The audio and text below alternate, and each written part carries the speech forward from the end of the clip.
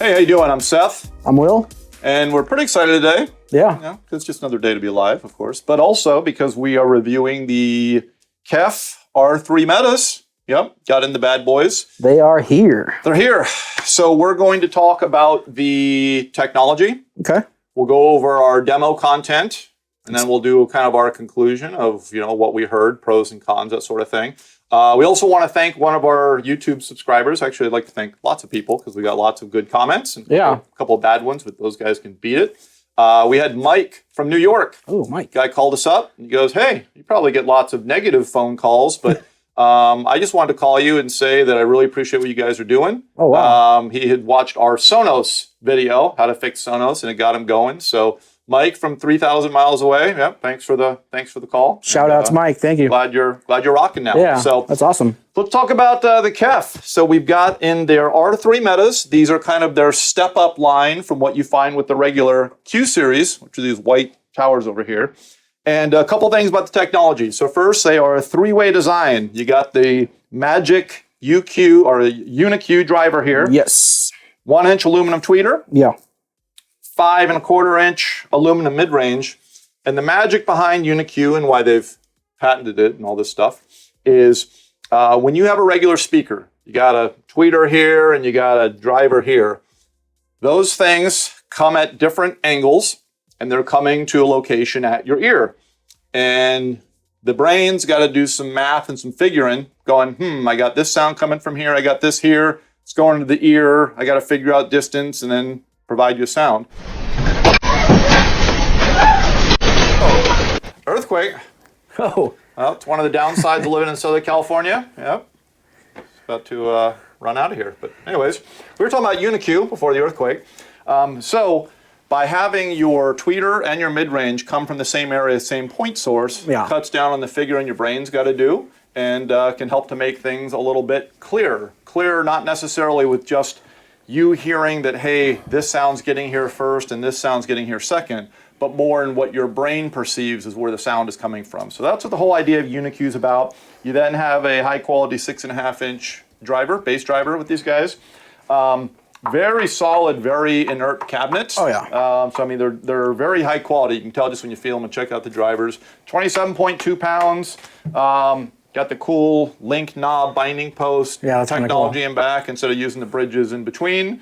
And they come in lots of crazy colors. We got the gloss black, the gloss white, we got the walnut, and then the ones that we wished we could have gotten but they're not available yet are the indigo blue. Yeah, that's those are pretty crazy. Amazing color. They have sort of like a microfiber grill for these things, and speakers almost always sound better with grills off, so we've got them off. But that's a scoop.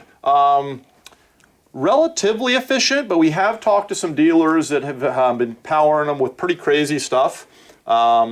Most of our clients aren't using, $6,000 integrated amps to push these things. So, it's more power is always better, but you can push these things. Here we're using one of the basic Parasun Halo setups. I was actually using them with one of the DefTech streaming amps as well, which doesn't, have a ton of current. So yeah, you can push them with a lot of stuff. Should we talk about our demo? Let's talk about some demos, yeah. So we did all music with these. We haven't done any movie tests, but all music. We did some of the standards that we always do. We did our Homeless by Paul Simon. We'll talk about the tracks and there was sort of a common thread to everything we heard. We did Fly Me to the Moon by Frank Sinatra and Count Basie, two buddies hanging out, making some good music. We did Arc and Resurrection, awesome progressive rock band. We did Take 5, Dave Brubeck concert. That track really shows body of instruments, like with the stand-up bass and the piano. When the clarinet kicks in at 23 seconds, if you have good speakers, it's pretty impressive how realistic it is. Yeah. And sort of the common thing that we heard through all these tracks was that these speakers have a very neutral presentation. It almost sounds produced, kind of like Steve Miller Band, for example. Okay. Listen to any stuff in the Steve Miller Band, it's all that very smooth, very neutral kind of sound. Alan Parsons Project, kind of known for production, just that very smooth sound.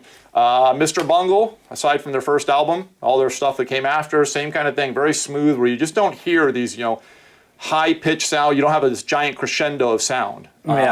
And that's kind of what we heard out of everything for these. So somebody likes that really smooth, very neutral sound. Yeah. That's kind of what you get. Yeah, I guess that it's good in a way. I mean, because nothing's gonna make you jump out of your seat. Kind of like when infomercials come on, you're watching TV. It's like way super louder than your TV program that you're watching. This kind of evens everything out. So maybe the crossover they have in there was engineered to link up with the flat sound. Yeah, and I think that KEF has always been known for having very neutral speakers, very kind of flat sound characteristic. These have a little bit less edge than you find with like the Q series, which are the step down, or their LSX2s, or their LS series are powered speakers. Yeah. And it's just kind of the way they're wired. One thing I didn't hit on earlier was their matte technology. I was thinking the same thing. Yeah, so with these guys, they have what they call their matte technology, which is sort of a metal disc that's got crazy ridges and grooves in it that cuts out, they say, 99% of high frequency noise. That might also contribute to kind of more of that neutral type of sound. And a neutral sound can be really good. One is, of course, if you like a neutral sound, which some people do like that.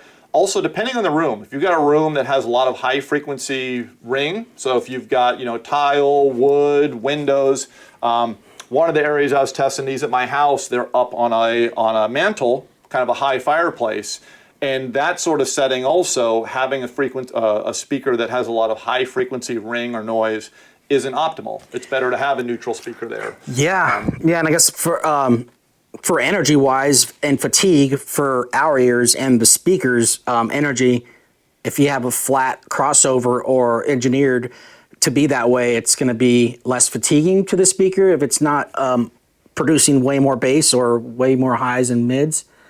Could be. I guess the happy medium. So maybe the engineers and the alien-like technology that they have with the matte absorption technology in the Uni-Q.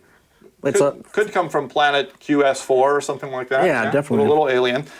We also had a couple of new tracks. One of them we did was Jeff Buckley, Mojo Pin, pretty amazing musician till he met his end via a river in a houseboat. But, yeah, tragic. Yep. Unfortunate. But amazing musician.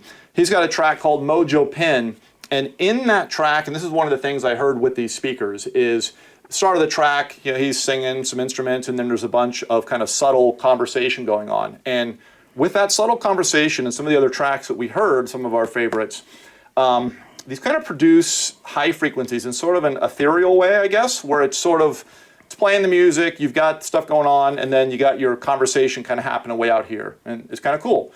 Cymbals, I've noticed that too, where it's just kind of, you got a speaker here and here, and it's playing cymbals way out here. And it's like, yeah, that's kind of neat. Still very flat though. And we'll hit on this kind of flat thing a little bit more and why, it might be, good or bad depending on what you like. But that was kind of what we heard. So let's do kind of our conclusion, and I think we're gonna probably hit on this a little bit more. So kind of hard to say this, but I'll put it this way. They weren't for me at the price point. I'm not saying they're a bad speaker. They're very high quality. You can tell by the drivers. The reason I want to put it this way is I might say what I didn't like, and somebody else might go, well, that's good. I like that characteristic that you didn't like, because with speakers, it's all subjective. So this might help people make a decision. Here's what I didn't like.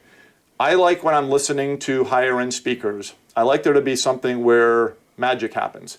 And I don't want to bring up other brands in this, but I will, because it's going to make it more pertinent. So we did a Martin Logan, the new B100 review, I don't know, 3 weeks ago, a month ago. Yes, we did. And in take 5 at 23 seconds, you hear the clarinet dead center. And actually one of our guys, Danny, who was listening, started laughing because it just sounded so realistic, like that clarinet was in the room. The body that you got from the piano, like you close your eyes and go like, man, that's a big, large piano over there. I remember listening to the Monitor Audio Gold series for the first time, 16, 17 years ago. And I was listening to the band Tool, and I thought it was like a live album, because it was different than this song I'd heard 1,000 times before. And it's just like, man, that's really cool. We didn't get that magic out of these. Now, because they do have that kind of produced, very smooth sound, I could see that being really good for classical. I could see that being really... Yeah. 2 earthquakes for the price of 1. Aftershock. Yep. So we pay ridiculous mortgage and taxes, and we get earthquakes too. Well, anyways, we're talking about who these would be best for and kind of pros and cons. Yeah. And again, let's say classical, or, you know, I mentioned that when I was listening to my house and they were up high, that's where some of the speakers that I was listening to there that had more of that edge and that wow factor sounded a little tinny, Yeah. where these sounded better there. I would say also, you know, so we've listened to thousands of speakers in our lives. It's not an exaggeration. You know, between us, we've been doing this 40 plus years. So if you're just, you know, guy or gal that wants some great sound, and you do like either that kind of more neutral, more produced, you know, or Yeah. high production, we'll call it, or you've got just a room that lends itself to that, or your ear lends itself to that, that's where you'd probably listen to these things and just go, these are fantastic. Yeah. But we want to present what we hear, so you know what's good or bad. And Yeah, just like we do with for our, you. like we do with our clients, and with our ears. You know, you like to fit the right speaker or right product to the person, to myself, to yourself. These speakers are fun. They're consistent. They're amazing looking. They're you can just tell they're like you said, they're like a sculpture. It's a bookshelf with awesome sound. The caveat is the sound's a little flat. Is that bad? No, it's different. It might be amazing to you. I like it. It's not for everyone.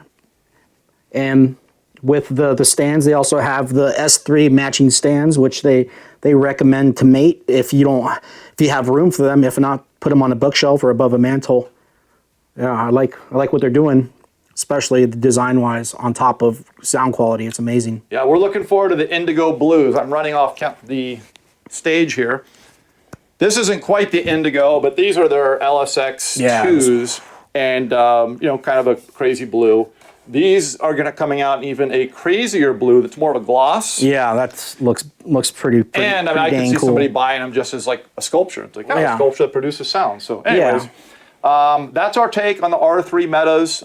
Please like and subscribe, and we're almost at 1,000 subscribers. So we're going to get like a free pizza or something like that, I think. Yeah, pizza would be cool. Yeah, I like it. Especially a free one. Yeah. That's what I'm talking about. So thanks again for stopping by. Have a great day. Like, comment, subscribe. Thank you. There we go. Thank you.